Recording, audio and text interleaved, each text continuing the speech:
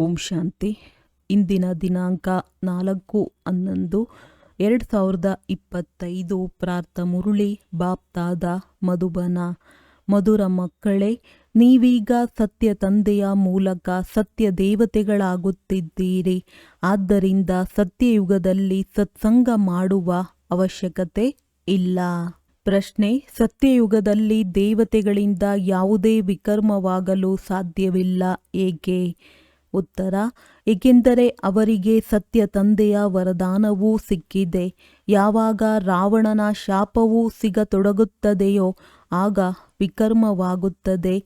ಸತ್ಯ ತ್ರೇತಾಯುಗದಲ್ಲಿ ಇರುವುದೇ ಸದ್ಗತಿ.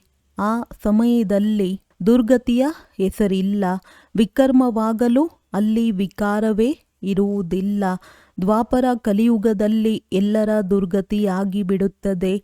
ಆದ್ದರಿಂದ ವಿಕರ್ಮಗಳಾಗುತ್ತಿರುತ್ತವೆ. ಇವು ಸಹ ತಿಳಿದುಕೊಳ್ಳುವ ಮಾತುಗಳಾಗಿವೆ. ಓಂ ಶಾಂತಿ. ಮಧುರಾತಿ ಮಧುರ ಆತ್ಮಿಕ ಮಕ್ಕಳ ಪ್ರತಿ ತಂದೆಯು ತಿಳಿಸಿಕೊಡುತ್ತಾರೆ. ಇವರು ಸುಪ್ರೀಂ ತಂದೆ, ಸುಪ್ರೀಂ ಶಿಕ್ಷಕ, ಸುಪ್ರೀಂ ಸದ್ಗುರುವಾಗಿದ್ದಾರೆ.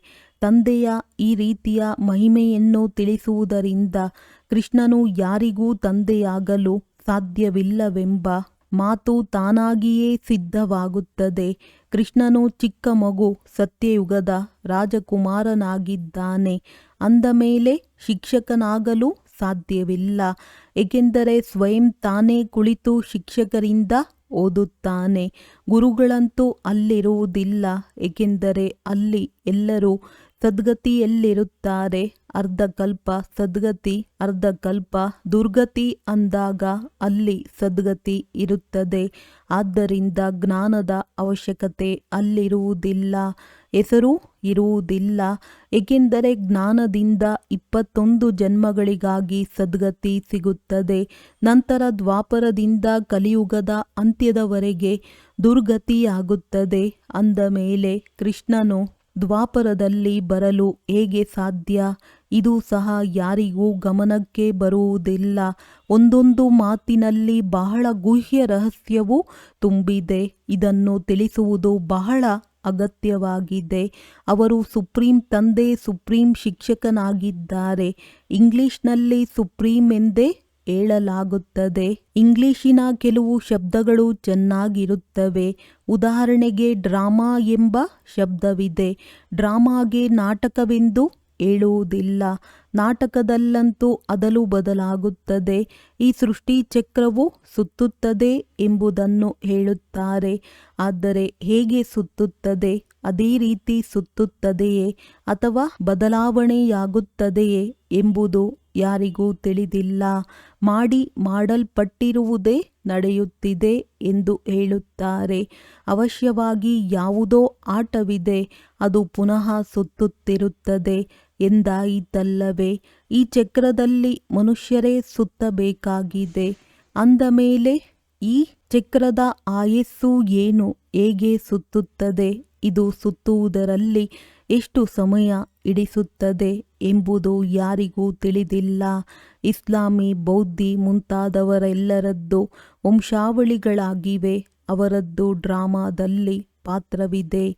ನೀವು ಬ್ರಾಹ್ಮಣರ ರಾಜಧಾನಿ ಇಲ್ಲ. ಇದು ಬ್ರಾಹ್ಮಣ ಕುಲವಾಗಿದೆ. ಸರ್ವೋತ್ತಮ ಬ್ರಾಹ್ಮಣ ಕುಲವೆಂದು ಹೇಳಲಾಗುತ್ತದೆ. ದೇವಿ ದೇವತೆಗಳದ್ದು ಕುಲವಾಗಿದೆ. ಇದನ್ನು ತಿಳಿಸುವುದು ಬಹಳ ಸಹಜವಾಗಿದೆ. ಸೂಕ್ಷ್ಮ ವತನದಲ್ಲಿ ಫರಿಷ್ಠೆಗಳಿರುತ್ತಾರೆ. ಅಲ್ಲಿ ಮೂಳೆ ಮಾಂಸಗಳಿಂದ ಕೂಡಿದ ಶರೀರವಿರುವುದಿಲ್ಲ. ದೇವತೆಗಳಿದ್ದಾರೆ. ಸ್ಥೂಲ ಶರೀರವಿದೆಯಲ್ಲವೇ? ಬ್ರಹ್ಮನಿಂದ ವಿಷ್ಣು, ವಿಷ್ಣುವಿನಿಂದ ಬ್ರಹ್ಮ, ವಿಷ್ಣುವಿನ ನಾಭಿ ಕಮಲದಿಂದ ಬ್ರಹ್ಮನನ್ನು ಏಕೆ ತೋರಿಸಿದ್ದಾರೆ? ಸೂಕ್ಷ್ಮ ವತನದಲ್ಲಂತೂ ಈ ಮಾತುಗಳೇ ಇರುವುದಿಲ್ಲ. ಅಥವಾ ಈ ಆಭರಣಗಳೇನೂ ಇರಲು ಸಾಧ್ಯವಿಲ್ಲ. ಆದ್ದರಿಂದ ಬ್ರಹ್ಮನನ್ನು ಶ್ವೇತ ವಸ್ತ್ರಧಾರಿ ಬ್ರಾಹ್ಮಣನ ರೂಪದಿಂದ ತೋರಿಸಿದ್ದಾರೆ. ಬ್ರಹ್ಮನು ಸಾಧಾರಣ ಮನುಷ್ಯ. ಬಹಳ ಜನ್ಮಗಳ ಅಂತಿಮದಲ್ಲಿ ಬಡವನಾದರಲ್ಲವೇ? ಈ ಸಮಯದಲ್ಲಿ ಇರುವುದೇ ಖಾದಿ ವಸ್ತ್ರಗಳು. ಪಾಪ ಸೂಕ್ಷ್ಮ ಶರೀರವೆಂದರೇನು ಎಂಬುದೇ ಅವರಿಗೆ ತಿಳಿದಿಲ್ಲ. ತಂದೆಯು ನಿಮಗೆ ತಿಳಿಸುತ್ತಾರೆ. ಅಲ್ಲಿ ಫರಿಷ್ಠೆಗಳಿರುತ್ತಾರೆ. ಅವರಿಗೆ ಮೂಳೆ ಮಾಂಸದಿಂದ ಕೂಡಿದ ಶರೀರವಿರುವುದಿಲ್ಲ. ಸೂಕ್ಷ್ಮ ವತನದಲ್ಲಿ ಈ ಶೃಂಗಾರ ಇತ್ಯಾದಿಗಳೇನೂ ಇರುವಂತಿಲ್ಲ, ಆದರೆ ಚಿತ್ರಗಳಲ್ಲಿ ತೋರಿಸಿದ್ದಾರೆ. ಆದ್ದರಿಂದ ತಂದೆಯು ಅದೇ ರೂಪದ ಸಾಕ್ಷಾತ್ಕಾರ ಮಾಡಿಸಿ ಅದರ ಅರ್ಥವನ್ನು ತಿಳಿಸುತ್ತಾರೆ.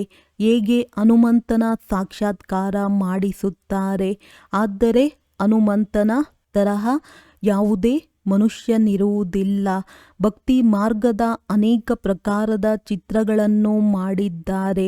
ಯಾರಿಗೆ ವಿಶ್ವಾಸ ಕುಳಿತು ಬಿಟ್ಟಿದೆಯೋ ಅವರಿಗೆ ಈ ಮಾತನ್ನು ಹೇಳಿದರೆ ಕೋಪಿಸಿಕೊಳ್ಳುತ್ತಾರೆ.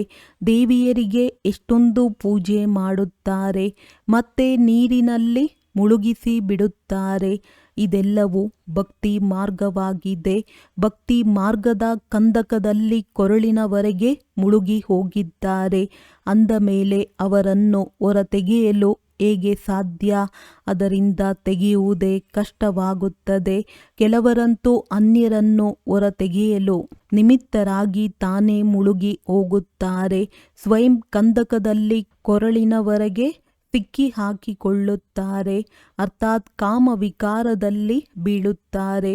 ಇದು ಎಲ್ಲದಕ್ಕಿಂತ ದೊಡ್ಡ ಕೆಸರಿನ ಕಂದಕವಾಗಿದೆ. ಸತ್ಯಯುಗದಲ್ಲಿ ಈ ಮಾತುಗಳಿರುವುದಿಲ್ಲ.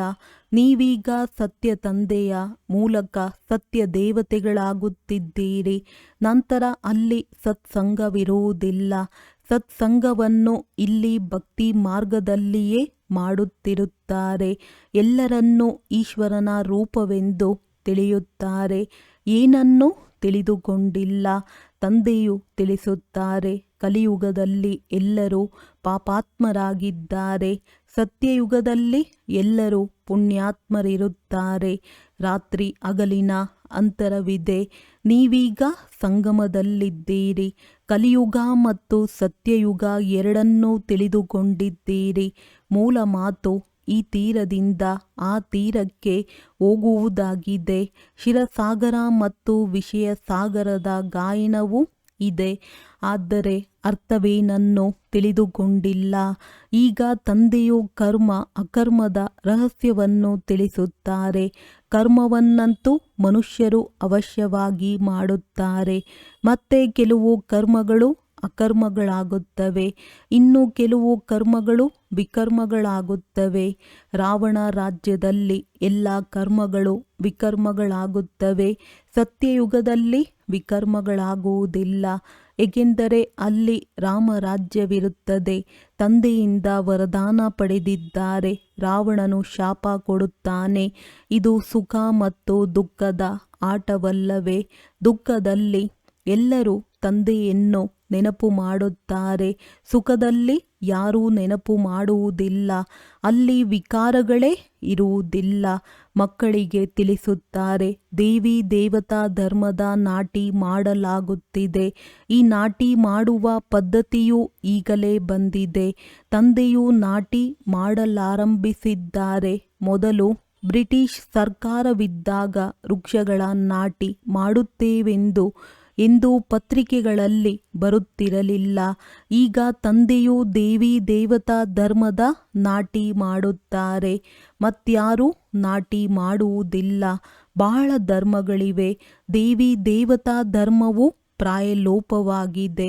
ಧರ್ಮಭ್ರಷ್ಟ ಕರ್ಮಭ್ರಷ್ಟರಾಗಿರುವ ಕಾರಣ ಹೆಸರನ್ನೇ ಉಲ್ಟಾ ಸುಲ್ಟಾ ಇಟ್ಟು ಬಿಟ್ಟಿದ್ದಾರೆ.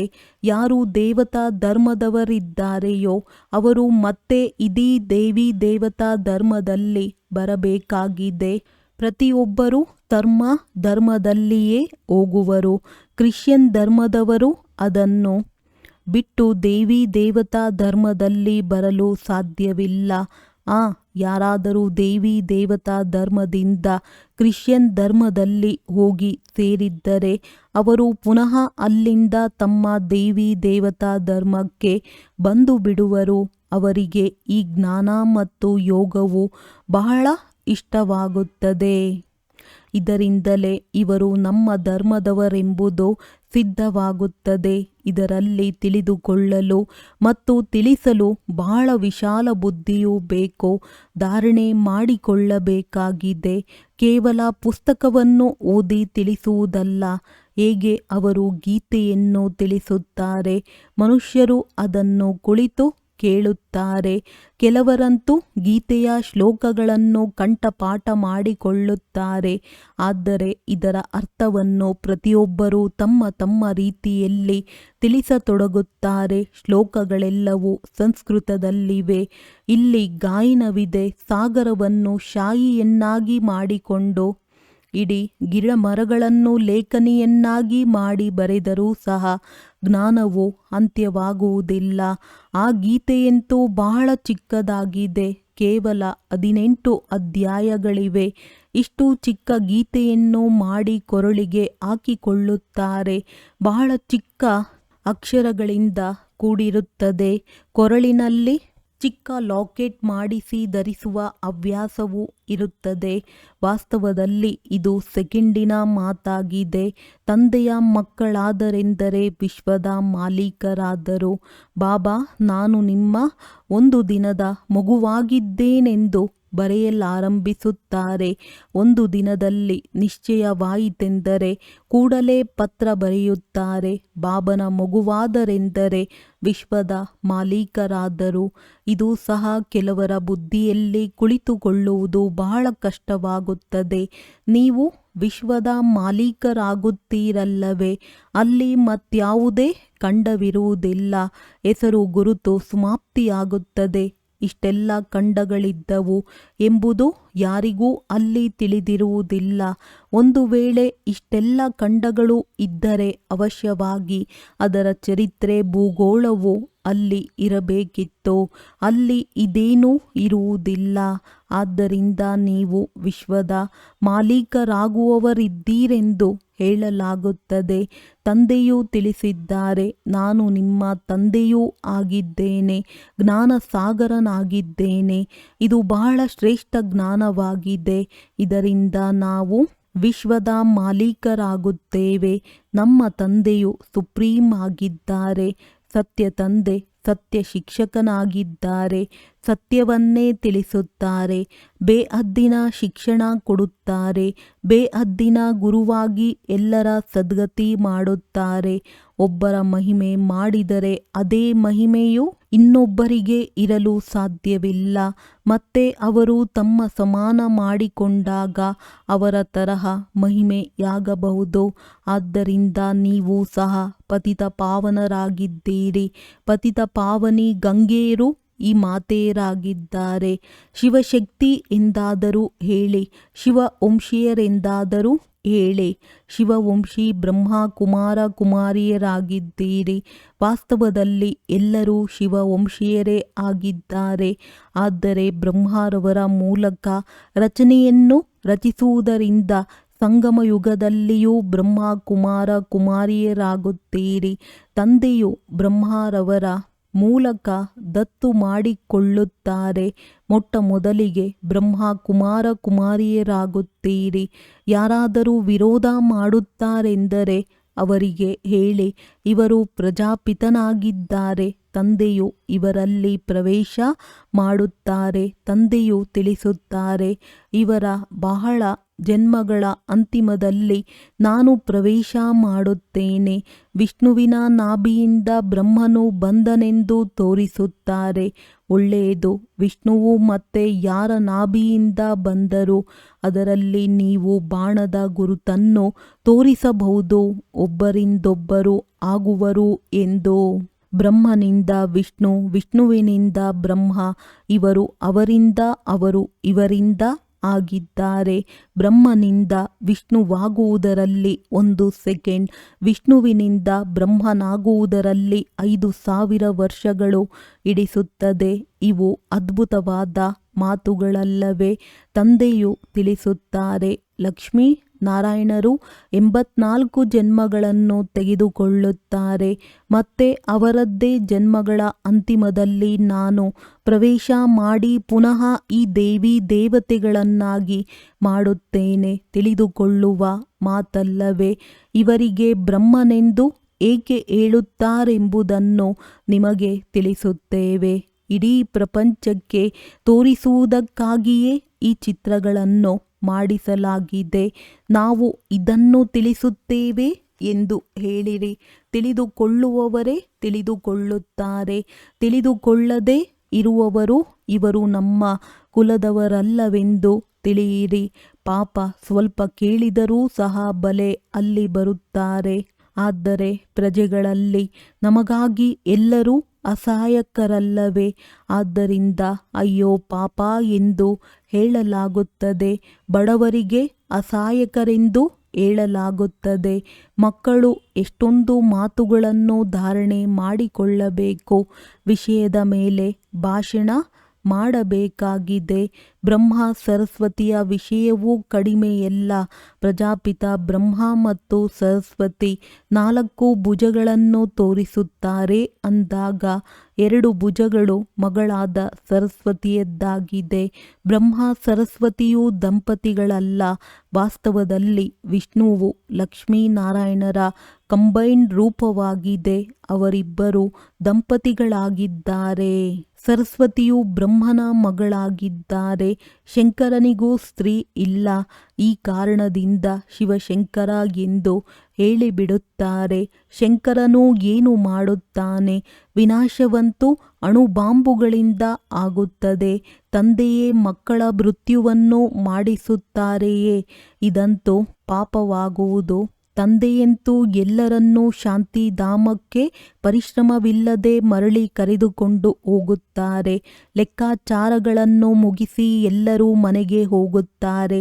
ಏಕೆಂದರೆ ಇದು ಅಂತಿಮ ಸಮಯವಾಗಿದೆ. ತಂದೆಯು ಮಕ್ಕಳ ಸೇವೆಗಾಗಿ ಬರುತ್ತಾರೆ. ಎಲ್ಲರಿಗೆ ಸದ್ಗತಿ ನೀಡುತ್ತಾರೆ. ನೀವು ಸಹ ಮೊದಲು ಗತಿಯಲ್ಲಿ ನಂತರ ಸದ್ಗತಿಯಲ್ಲಿ ಬರುತ್ತೀರಿ. ಇವು ತಿಳಿದುಕೊಳ್ಳುವ ಮಾತುಗಳಾಗಿವೆ. ಈ ಮಾತುಗಳನ್ನು ಯಾರೂ ತಿಳಿದುಕೊಂಡಿಲ್ಲ. ನೀವು ನೋಡುತ್ತೀರಿ, ಕೆಲವರು ಬಹಳ ತಲೆಕೆಡಿಸಿಕೊಳ್ಳುತ್ತಾರೆ. ಆದರೆ ಏನನ್ನೂ ತಿಳಿದುಕೊಳ್ಳುವುದಿಲ್ಲ.